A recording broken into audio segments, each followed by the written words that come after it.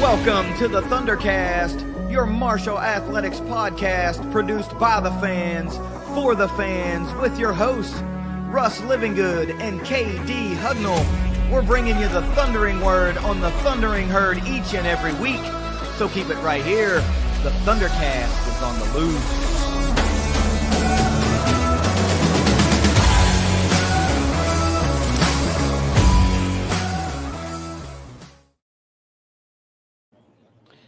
Thanks for downloading another episode of the ThunderCast. You can follow us on Twitter, ThunderCast_pod, and download the show on any of your favorite podcasting outlets. And the video version, of course, is over on YouTube. We're going to continue the series of position group breakdowns this evening. We're going to be talking a little bit of defense. But, of course, right out of the gate, you're going to see that something is afoot with the way the setup is going tonight. I am cooped up indoors in the studio.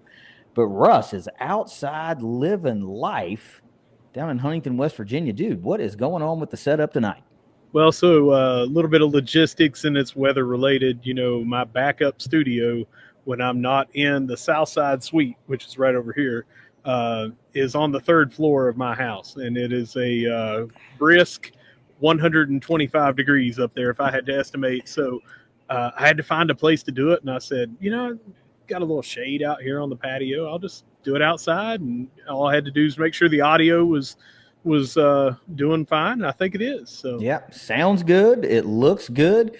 I hope the lighting stays well as the sun moves across the sky, depending on how long this episode goes. But looks good out there, man. Looks like a good place to hang out and maybe watch a game on these summer evenings, these fall evenings. And you've done just that. You've been here and done that and experienced that. And we take advantage of that. And that's what, you know, not to throw in a huge plug, but I mentioned the Southside Suite. That's the short-term rental that I have. And a lot of people that are watching or listening right now have actually been by here, stayed here, you know, for a game weekend or visiting, you know, if they're a player parent and things like that. And some fans coming in from out of town. So they get to come out here and do this as well. And, you know, I've got this set up where they can watch a game. And the final thing is, if you look here in the background, you know, we constantly talk about during football season, Landscaping by Hillcrest is our tailgate sponsor for all the food and drinks. And they're who did the fence and the yard and all the landscaping around here and things like that. So you can see the finished portion of the fence over there. I'll get it right here in a second. And then the other just went up, and it still has to wait a while before that can be stained and all that. But again, they're going to be with us all football season. So I just thought I'd show you a little bit of their work. Yeah, the one thing you can't see, obviously, because you got the camera set up, is the beautiful actual patio that you got everything set up on. And we tell folks all the time, it's not just a surface that's going to come over and mow your grass and get the heck out of there. You know, this is kind of the stuff that they do. And if you decide you want to book a stay at the Southside Suite this summer into the fall, and you're going to have beautiful weather in the evenings, you'll get to take advantage of all the fine work of Landscaping by Hillcrest. And of course, we thank those guys for continually helping us during football season of sponsoring all of our tailgates. So all the herd fans that want to come by, all the opposing fans that want to come by, everything that's there for you to eat and drink is made possible by the guys at Landscaping by Hillcrest. But Russ, let's get into the freaking position group breakdowns. This series is by far the most popular thing that we do all year long. And we broke into it a couple of weeks ago with the coaches.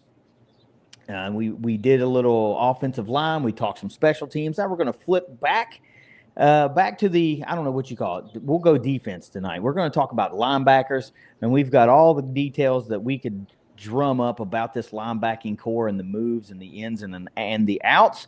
But, of course, I can't do any of it until we get a word from our sponsors at Leasure Oliver PLLC. If you've been hurt in a wreck, call the law firm of Leasure Oliver PLLC. Find them at 304carwreck.com. Okay, man. Now that we've got all the particulars down, the bills have been paid for this episode. Let's talk about some linebackers, man. Another one that has seen a ton of movement in the offseason for the herd.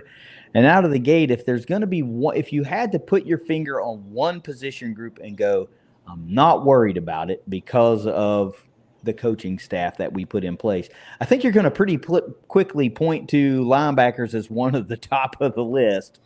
Of course, the linebackers this year coached by Jake Ellsworth, but we also know it's going to be massively, heavily influenced by head coach Tony Gibson because he's built a career on coaching linebackers at a high level.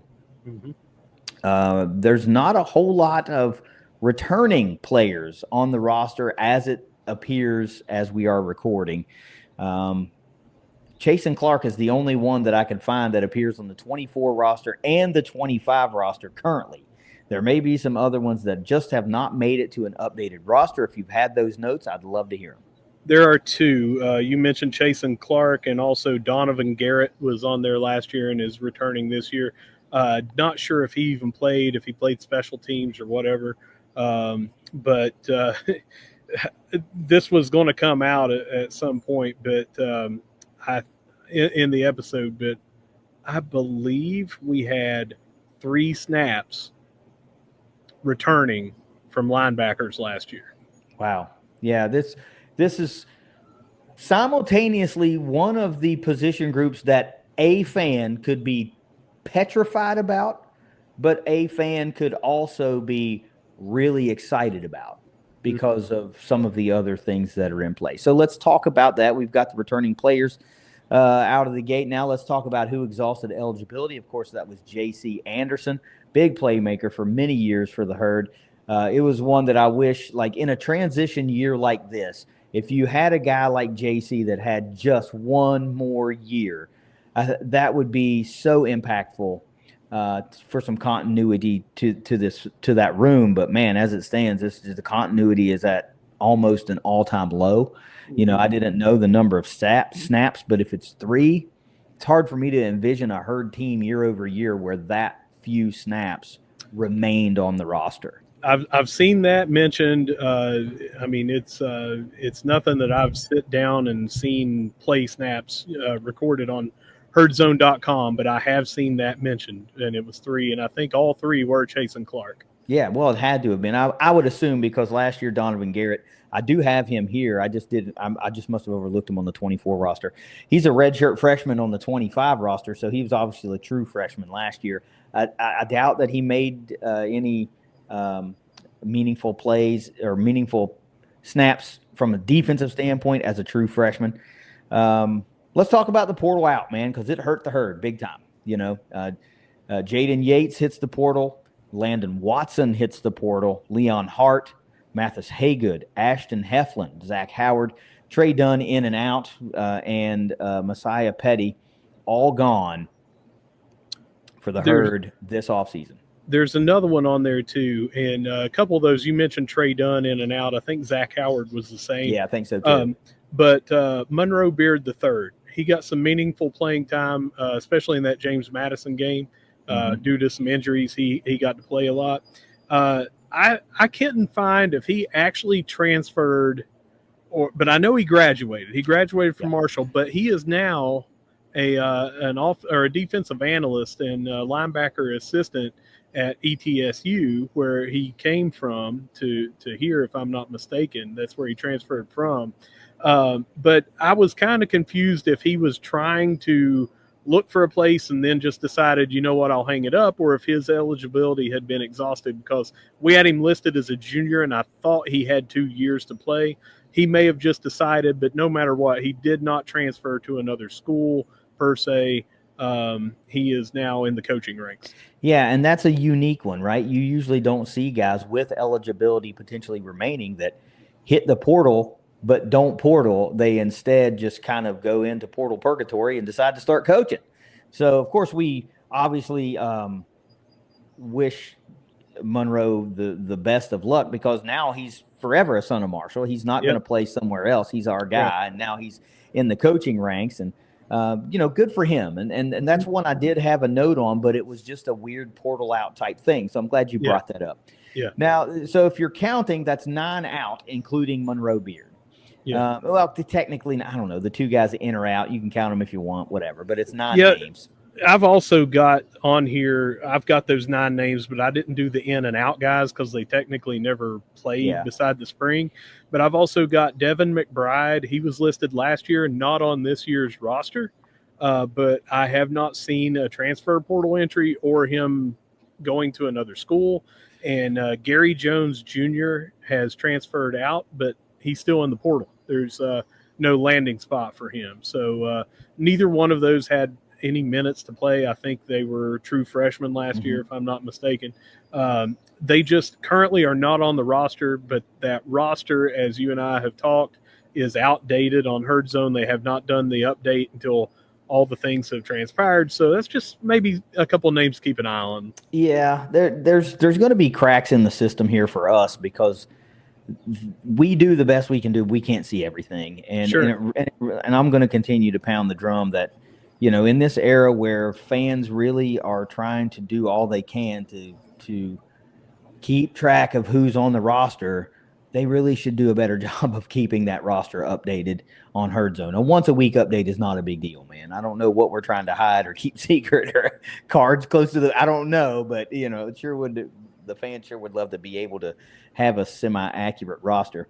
Let's go into the portal in side of things now because this is one of the areas that was hit hot and heavy early in the Tony Gibson era, like seemingly minutes after he was hired. We were seeing linebackers come to the Herd. And, of course, the very first commit out of the portal from in the Tony Gibson era came from NC State, and it was Jalen Parker. Early on, became one of the Herd's leading recruiters also. So 6'1", 221-pounder from NC State. Then soon after follows another NC State linebacker. That's 6'2", 225-pound West Virginia guy from Cabell Midland High School, Cannon Lewis, who was a first-team All-Stater when he was at Midland.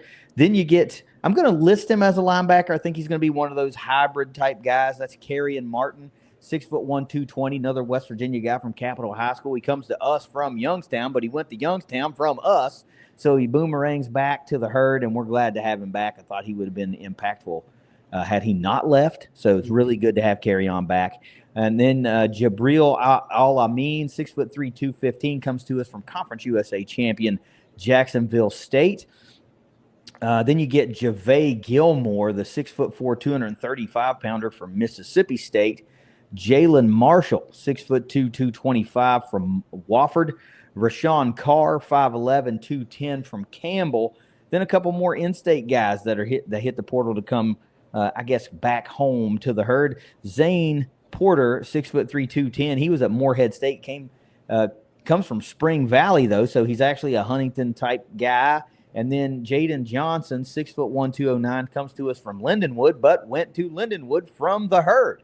So he's another former Marshall guy. You got 2 guys boomeranging back to the Herd this year, and 4 guys overall out of the portal that are West Virginia players. Russ, what do you make of that? Yeah, I liked it. And just a brief note, you danced all around it, but Zane Porter was on our squad before he went to was it? I didn't see. Even I didn't know that. Yeah, and he was here, I think, 2 years or something. Maybe it was 3, and one of them was COVID. But he was here. So a Spring Valley guy. I'm assuming he was maybe a walk on, and he went to Morehead to play, and now has come home. So he's coming home like twice. He's coming back to where he's from, the Huntington area, but also he was on the Marshall roster before. Yeah. So let's make that three guys boomeranging back to the Herd, and all of them. Also West Virginia high school football players, all 3 of those guys that are boomeranging back to the Herd too. So pretty cool. You mentioned Donovan Garrett earlier. He's the guy I had just on the roster. I missed him on 24. 6'2", 213, a redshirt freshman from Huntington High School. Really, I mean, an insane amount of movement when you talk about turning over the entire room almost. That's so crazy, and that's where I say some fans are going to be concerned about that, but some fans are going to see that as an opportunity, to get better, But man, that's a steep mountain for me to climb to say we're going to get better. Not because of the guys that we are bringing in, but man, you look at that top heavy guy, a bunch of guys that left. Whoo, that was a lot of production and a lot of talent that moved on. So let's talk about projected starters this year, and of course, speculation by and large. We know we're going to be running that 3-3-5, so we're looking at 3 linebackers right now. I'll let you go first. How are you going to go? Like, I'm gonna go middle and then 2 outsides. Let's do that. I've got Jalen Parker in the middle, coming from the system with Tony Gibson. He's going to be very familiar with that. I liked the leadership that he had when he came here. I think that plays a whole lot. He's probably already one of those locker room leaders, which you would want in a middle linebacker. It just seems like one of those kind of the quarterback of the defense kind of deal. And I think that him being a senior, him having, that 4 years already in a college nutrition and weight program, and particularly this scheme for 4 years that they're going to implement, I think that plays really big. And not to mention he's got really good size and stuff like that anyway. I've gone different in the middle linebacking spot. I'm going with Jibril Al-Amin from Jacksonville State. He's a redshirt junior, so also a guy that's an upperclassman, been in these weight rooms and acclimated to the collegiate game.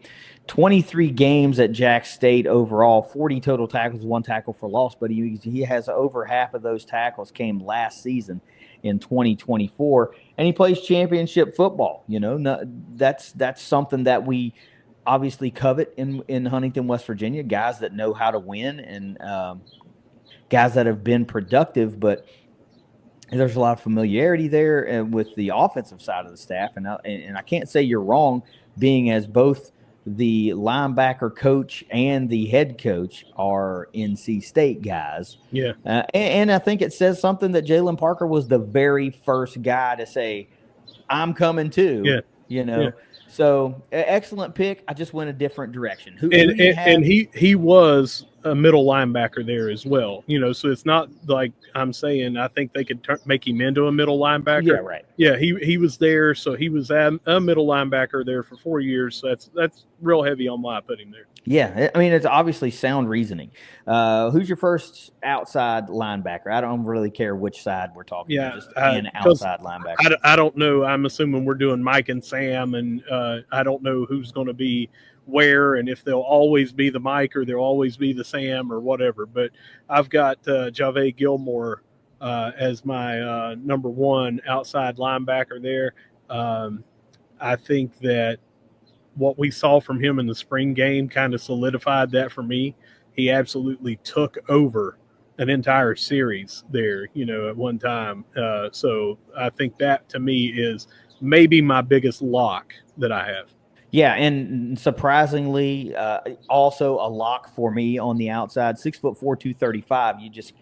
You love that, right? When you're talking about this kind of hybrid, amorphous defense that you have to run, where guys are going to be tasked, at least at the second level here, they're going to be tasked with doing just about everything and doing it well. But one of the things we know about a 3-3-5 is that linebackers, particularly on the outside, find themselves in open space a lot, needing to make a tackle.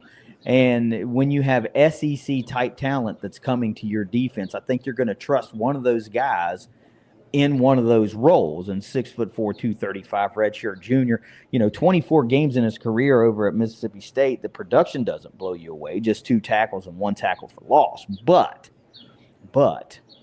I think the speed of the game at the SEC level, as much as we bust on those power leagues for, really tilting the scales in their favor, it doesn't mean that they're not recruiting at an extremely high level. And when you have an opportunity to get those guys, it's going to speed translates. I don't care what you're doing, right? Yeah. So you get a guy like Javay Gilmore, and we saw it at the spring game. He can take over a ball game. Mm-hmm. He's a lock. to me. And right, where are you going on the other side? So the third one, you mentioned just a second ago about the outside linebackers and the speed and open spaces and that sort of thing. And I'm going with Kerryon Martin.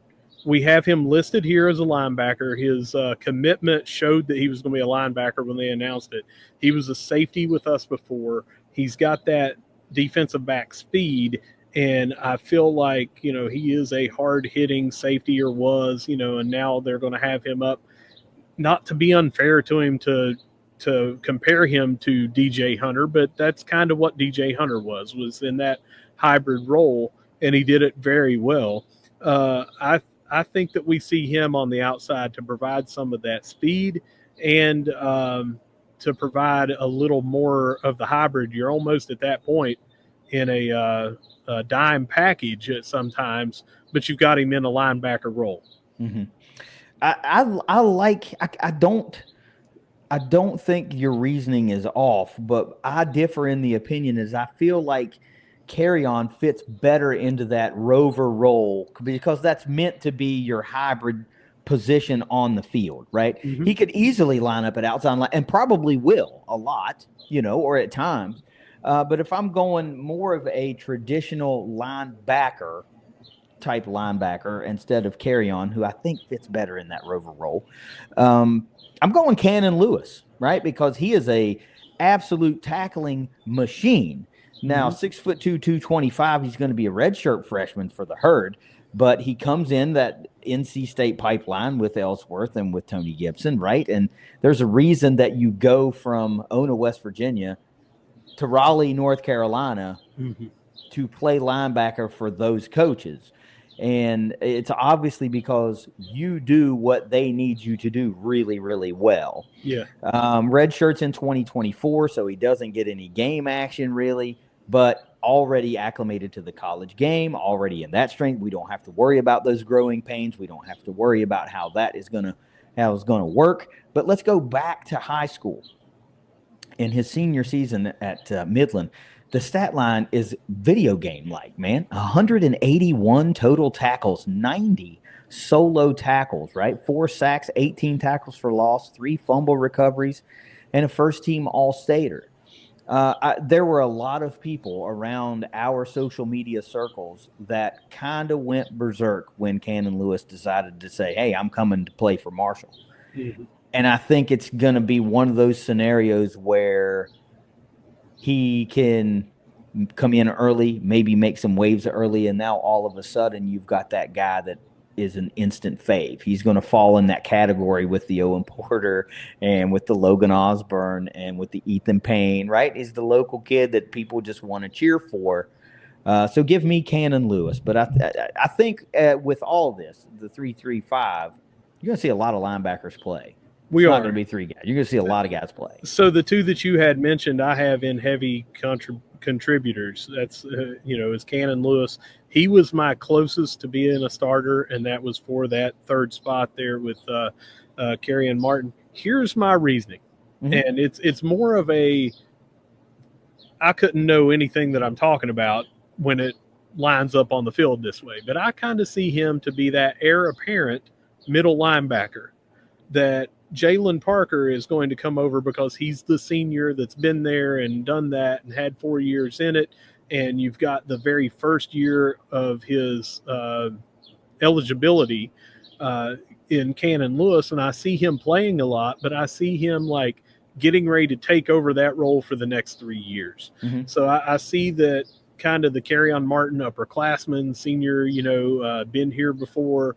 That's why I have Parker and him on there, and then these other guys ready to take over. I think that this is a succession plan here, both being NC State guys, Jalen Parker being the senior guy that mans that middle.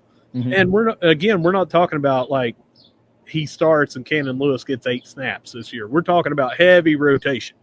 But I see him graduating into that leadership role of the middle linebacker guy next year, and I see him playing more middle linebacker than outside, just because I think it's natural with a middle linebacker following the ball, having the nose for the ball. That's just where I see him, kind of like that Jason Henderson style of just a tackling machine, like you said. Yeah, these SBC linebackers have been really, really prominent over the past, well, at least since we've joined the conference, right? I mean, we caught the tail end of the Carlton Marshall era at Troy.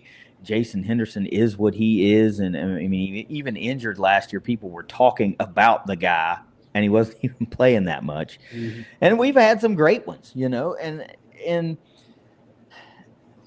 I don't have the necessarily, I'm not necessarily reading into it so deeply as like this guy's the heir apparent or this, that, and the other. But what I feel like is we're just naming 3 names, right? Because so many guys are going to be forced to play. It's like we said with the offensive lineup. Games started is just you were the first guy to try out there. Yeah, that's first play. So there's a reason you go out and you get, I mean, obviously you had to turn over the room. You had to go in and get a lot of linebackers, but you got a lot of guys that are going to end up playing for you in some capacity. So let's move into some strengths and some weaknesses. What do you think is I've got 3 of each, by the way. So what's your number 1 strength for this linebacking unit? I have 4 strengths. My first one is scheme. We're in a 3-3-5 now instead of a 4-2-5 as the base. So we're going to have 3 linebackers on the field instead of 2. I think that is a strength by default for this room.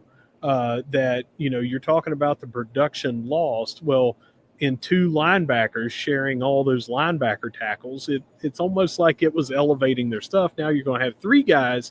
If you can come up with similar stats, you're going to have 3 of those guys out there doing that. I just feel like adding another linebacker to the mix would be the same as if you were always in a nickel package where before you weren't. That your room by default is going to be stronger because you have 3 starters instead of 2. Just simple math for me. That may sound stupid, but I think that the production that you're going to see is going to be elevated because there's just going to be more snaps by more linebackers. And true, right? Right out of the, obviously true. But on top of that, which feeds into my number 1 overall strength which is adaptability by these players in this room. By very definition of a 3-3-5, the emphasis that is placed on your linebackers forces them to be very versatile players because you've got 1 less down lineman, which forces you to be able to cover better. You need guys that can stop the run more consistently. You need guys that can also rush the passer. They have to have solid gap integrity. Like all of that kind of stuff is magnified on linebackers in a 3-3-5 as opposed to a 4-2-5 or whatever, because you've got 1 less down lineman to take care of the defensive line. So your linebackers are going to be tasked with assisting in defending the line quite a bit, which also leads to them being in open space a lot, needing to make tackles. So this is a room full of versatile, adaptable players, which in football, as in life, will get you a lot of places. What's your number 2? Number 2 is Tony Gibson, the head coach. Since 2014, he has coached linebackers in addition to his defensive coordinator duties that same year for all but 1 year. He was safeties at his first year at NC State while being the defensive coordinator. But as a defensive coordinator for all but 1 year since the 2014 season, that's 11 seasons, he has coached. 10 of those have been linebackers. So obviously there's going to be an emphasis on that. Obviously we feel like his hands are going to be all over this defense. And as an aside, Shannon Morrison, our defensive coordinator, most recently, instead of safeties and everything, he has been coaching linebackers. That was the last thing he did here. He did it well. We talked about that when we were in the coaching thing. So I think that your defensive coordinator being a linebackers guy, your head coach being a linebackers guy, and you can even throw in Jake Ellsworth came from that Tony Gibson 3-3-5 defense down there. It all adds up to that is a huge strength for the room. Yeah, and not surprisingly, it's my number 3 strength. So I'll go ahead and talk about it. It's the trio. It's the Tony Gibson, Shannon Morrison, Jake Ellsworth trio, because you just mentioned it, and it was my reasoning. Tony Gibson has built a career, I mentioned this earlier, on coaching linebackers at an extremely high level. You're talking about a guy that is a multi-Broyles Award nominee.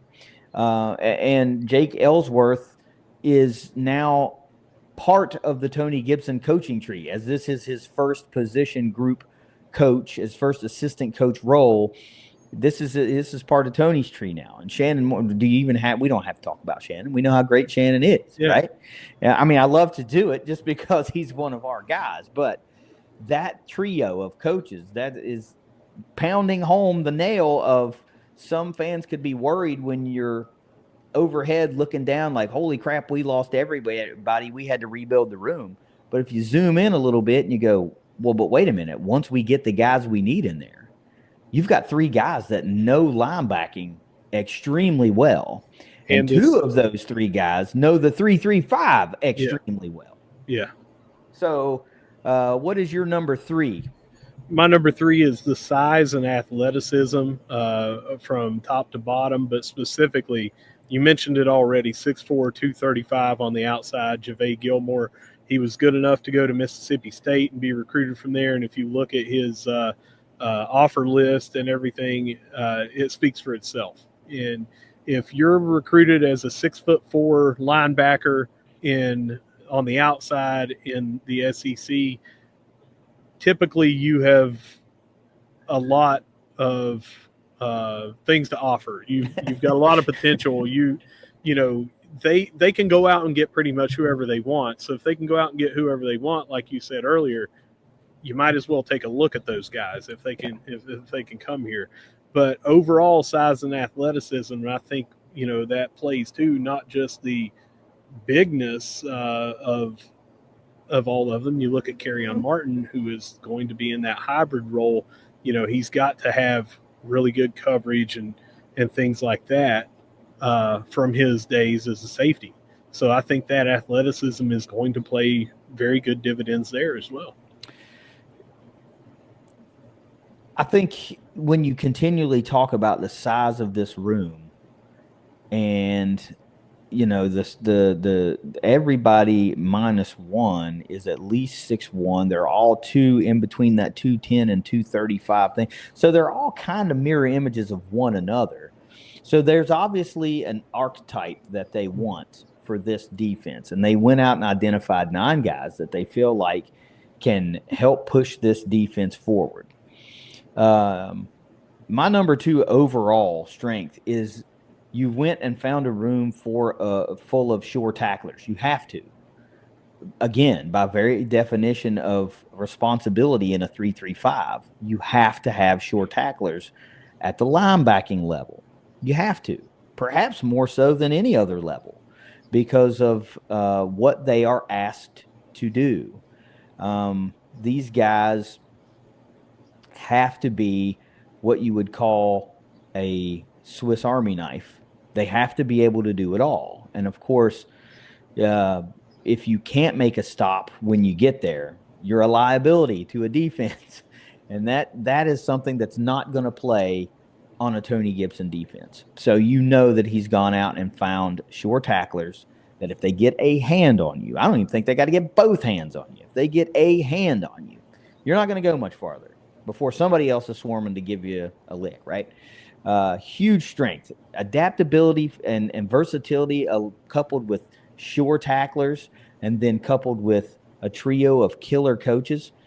Linebackers might be a position of concern in the beginning, but after you listen to this episode, I hope that it makes you go, okay, maybe I can back off the ledge a little bit because this is kind of what's going to make the defense go this year in a 3-3-5, and I think they've done a great job of piecing that together. Give me your last one. If you remember last year, we were worried coming in because there were not many linebackers on the roster, and that's when we kind of surmised, hey, are we looking at a 4-2-5 because of how many defensive linemen versus how many linebackers we have?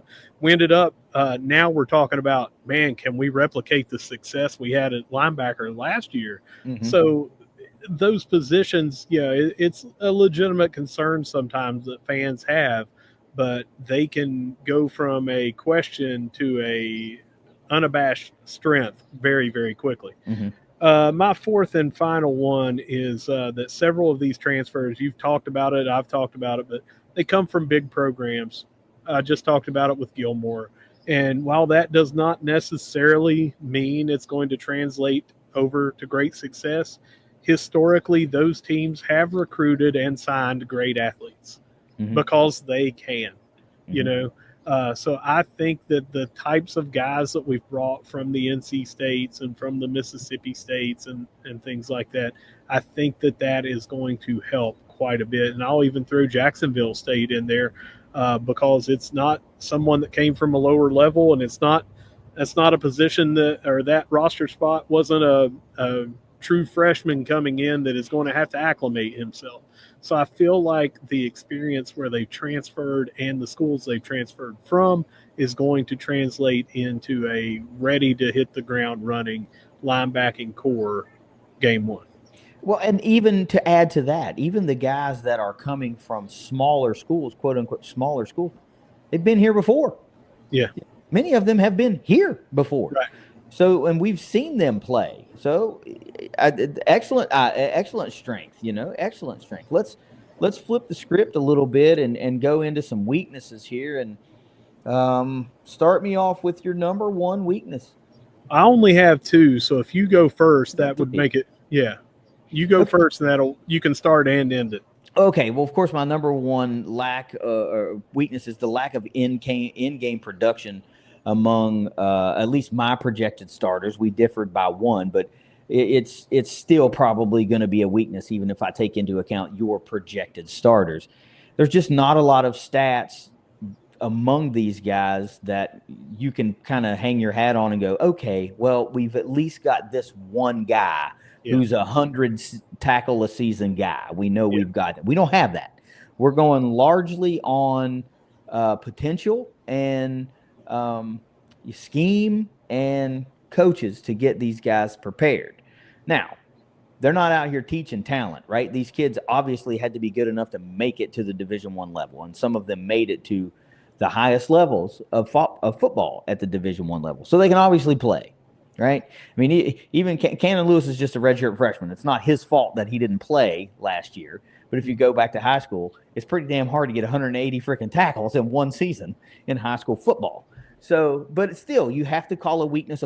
And not being able to look on a stat sheet and have a bona fide entity that is proven is going to be concerning. So that's my number one overall weakness. Well, I'm very, very much the same thinking here. I said that they are all new. We return, as I said earlier, a total of 3 snaps from our linebacking core from last year, and I do not see nothing against those guys. I don't see them, those two, Garrett and Clark, being starters this year with these other guys that are there, and I would say that they're probably not on the 2 deep, or if they are, Clark is the only one that would be on the 2 deep because Garrett is just so new, and maybe he surprises me, but I think that he's probably a year away from working himself into the mix. So I've got that they are all brand new and basically unproven so far. Yeah. So to build off of that kind of leads right into my number 2 weakness, which is a near zero level of continuity of the unit from a year ago. Only 2 guys returned from the roster, and only one of those guys played, and it was just a handful of meaningful plays. So but let me pose this to you. Is that truly a weakness because it's a all new coaching staff, all new players, and in this era we've seen it from other positions? We're like, oh man, it's all new. Is this going to be any good? And I can't think of any position group that we've covered in the several years that we've done this, where we speculated about a continuity issue, where it turned out to be an actual weakness. I can't recall anyone where we were like, man, that really was a liability. No, I think the nature of trying to come up with strengths are us thinking about. I'm sorry, weaknesses, not strengths. us trying to think of like the worst possible scenario. Mm-hmm. Most of them are, well, we've not seen them on the field, Yeah. And they could be better than what we had, and we've seen that in sometimes special teams, sometimes in these others that we've said, well, we don't know what we've got, and then at the end of the year you say they were better than the previous unit the year before, and production wise they were one of our biggest strengths. So a lot of it is not like us predicting, hey, these guys are not going to be up to par. It's that we can't say, like you said, well, this guy's a 100 tackle guy because he did it last year. Yeah.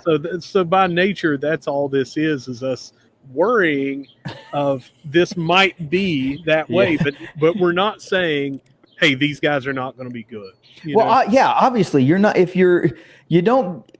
there's just no way to put it. You don't make it to this level if you can't play. That's never the question, right? It's like, how will they be able to play as a unit? Mm-hmm. How will the defense be able to move with any type of fluidity? Like, that's the worry, and I think that's the annual worry. Even when we had an era of guys where you could count on having the same player for 3 and 4 years at a time, you still worried, how is the new unit going to look versus the one we had the year before? Anyway, what's your number 2 overall? Well, you just said it, lack of familiarity as a unit, and that is the thing. We talk about offensive line, how you have to be basically one entity, Well, you have to do that as a defensive back, and you have to do that as a linebacker because you're in coverage and things like that. I feel like those two, because of the coverage and passing situations and everything, you have to know that your brother has that zone. Your brother has this, you don't even have to worry about over here to your left. You don't even have to worry about over here to your right. You just have to worry about your place because your other guy is on lockdown. And they have no familiarity in games together as a unit, and that has to be a weakness.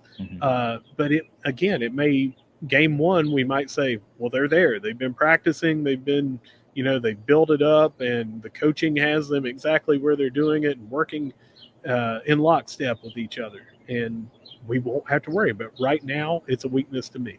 Yeah. My number 3 weakness isn't really aimed necessarily at the room. It's about the style of defense, and so much of the success and failure of it is predicated on effective linebacker play because they are asked to do so much.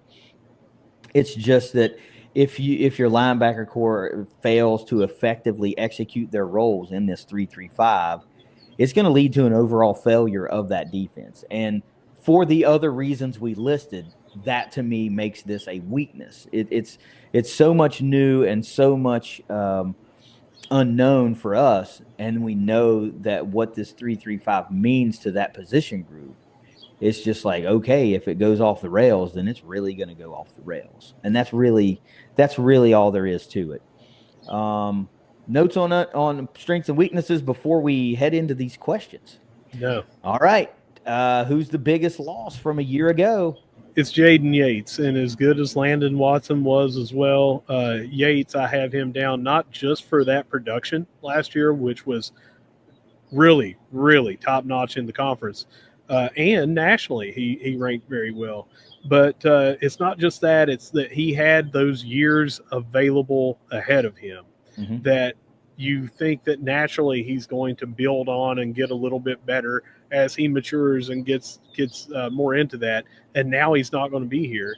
And the fact that he was a legacy player coming from the great Herd all-timer Max Yates at the same position, he to me is the biggest loss. Even if Watson had better numbers than him, it still would have been Yates because of the length of time that he had still eligible for the Herd as a legacy player.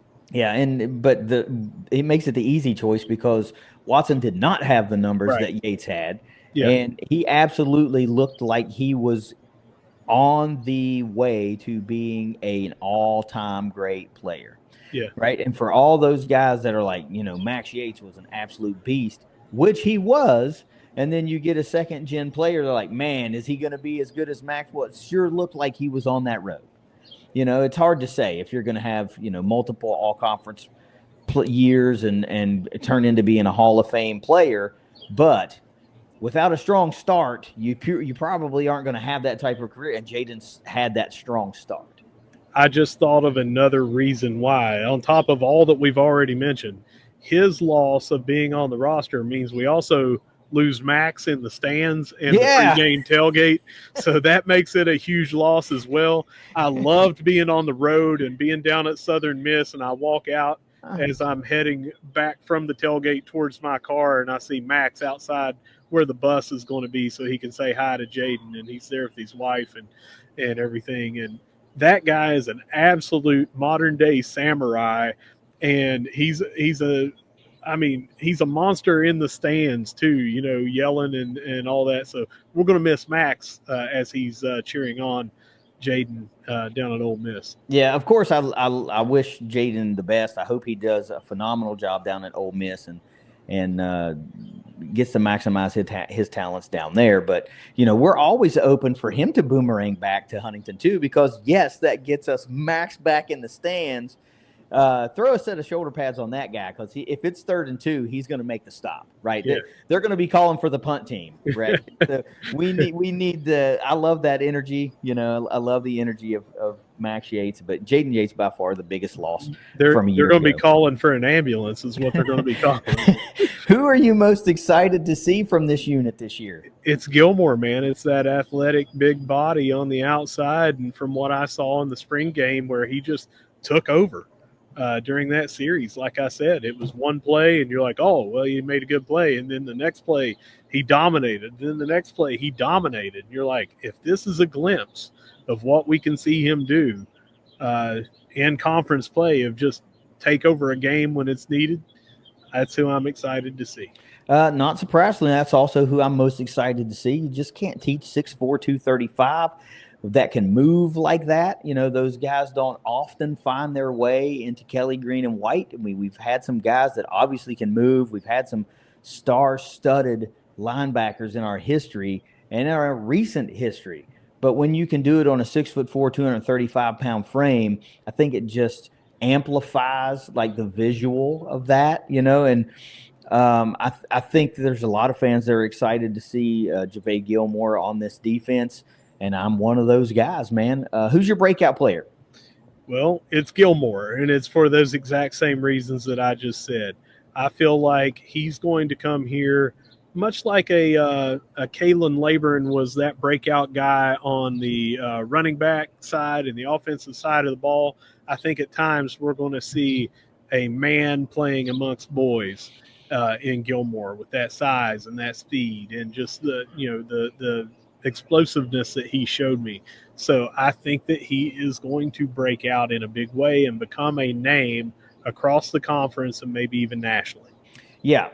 Also, probably not surprisingly, he's also my pick for breakout player, because you go back and, like I said, you look at that stat line and it's like 2 tackles and, 1 tackle for loss in 24 games. And you're like, all right, well, the average fan, not herd fan, but the average opposing fan is going to go, well, that's no production. You're right. It's not. What a great recipe to break out, right? Just like we were sitting here a year ago telling people Mike Green's going to break out like crazy. He's going to be a Sun Belt Conference Player of the Year type candidate. And he even surpassed what we thought he was going to do. But still, I'm not trying to compare those two guys. That's not apples to apples. But Javay Gilmore has the potential here to come in this 3-3-5 defense and really make a name for himself in 2025. When you think it's all said and done, who's your MVP? Well, if he was my most excited that I'm looking forward to, and he was my breakout player, I think that he's going to end up being the MVP. I do think that we're going to see high production out of at least 3 linebackers here. But I think when all is said and done, that the big impact plays are going to put him above the rest, and it will be Gilmore. Okay, fair enough. I deviated from this one because I'm going with my pick in the middle, because I think that's going to be the guy that's going to have his nose in the most plays all year long. I'm going with Jabril Al-Amin from Jacksonville State, the transfer, the Conference USA champion that I feel like is going to man the middle for the herd at the linebacking core. I just feel like the opportunities are going to be there for the whoever the man in the middle is more so than on the outside. You're going to have a lot more help, I feel like, on the outside. You're going to have the ability to get in on more, make yourself get involved in more plays if you're in the middle. But that's just me. I love this one. I said this before. I like that you wanted to add this to these position group breakdowns. Who's the sleeper pick for Russ Livingood out of the linebacking core? It's Cannon Lewis, and it's him over Alameen on my side. And I think that it is one of those situations where in my head, he's the heir apparent to take over as middle linebacker for the rest of his career here at Marshall, being that hometown guy, being that leader, being the what the fans want to see because he is here local. He has the ability with that nose for the football to work his way into a starting position and maybe be that breakout player before the end of the year, you know? So I think he's a sleeper for me in that regard, that he could be an absolute stud here. And I don't have him in my 3 starting positions. So that to me is a natural for sleeper. Yeah, well, he's my sleeper anyway, and I do have him pegged to be a starter because he's going to be he's a redshirt freshman, right? And you really, for all of the talk and all of the everything, you just haven't seen it on this in a collegiate game yet, right? So we don't know what we have, and this could be a kid that could come out of nowhere and be a 60, 70, 80 tackle guy. That who knows? He just might be that nose for the football type kid that is like, oh, wow, then you can begin to build a defense around this guy if he chooses to stay for several years and become the next all-time herd great on the defensive side of the football. I think Cannon Lewis is the guy. I have him pegged in to obviously be a starter, but even if he's not a week 1 starter, he's going to be that guy that I could see a game into the conference season. Maybe it's his time. Maybe he's worked his way in there. So last question. Are we better this year than last year? This may surprise some people, and I say yes. I say it with the unproven production right now, but we're going from a 4-2-5 scheme to a 3-3-5 scheme. So I've already said it. You're going to have 3 linebackers on there, so it's going to be more highlighted. But it's not that you're robbing from the secondary to give yourself another linebacker. You're robbing from the people in front of you. So there's going to be more opportunities to make the plays. There's going to be more opportunities to get those sacks instead of coming from the edge. There's going to be more tackle for loss, tackles in open field. Those big-time plays, I think you're going to see more of them from the linebackers. So when you just look at it from a production standpoint at the end of the year, I think that we're going to be more productive out of linebackers this year than we were last year, and we were extremely solid last year. Yeah, I can't get there, and it's really only because of the reasons that I listed before. It's because there's nobody that has a stat sheet that I can point to and go, all right, I know I can rely on that guy. All season, he's going to be good for 10 tackles a game, every game. I know it. Mm-hmm. And for years and years and years, we've had that guy. Whether he was here for a number of years or it was his first year as a starter or whatever, we always ended up having that guy. And I say that knowing full well that 10 tackle a game guy could be on the roster right now. It's just like I haven't seen it, right? So I can't say that we're better this year than last year at this point. And more so, what we have already said is last year going into this, we didn't have those guys. Mm-hmm. We were at this same point that we are right now saying they're unproven. We don't know. We don't know what Landon Watson's going to do coming from TCU. We don't know what coming from special teams only play and a little bit of linebacker play, what Jaden Yates is going to do. And you saw the monster years that they had. So it's one of those coin flip things that we don't know. Your reasoning is beyond sound. My reasoning is beyond sound. Either one of them are equally likely, right? Yeah, absolutely. Now, if you ask me this question midway through the season, geez, I might be good. Hell yeah, we're way better than we were a year ago. But for right now, just because there's a lot of zeros or a lot of really small numbers in really important categories, I'm just erring on the side of caution because you don't just generally lose a guy, 2 guys really, with the production of Yates and Watson and just fill that in without a a bump in the road.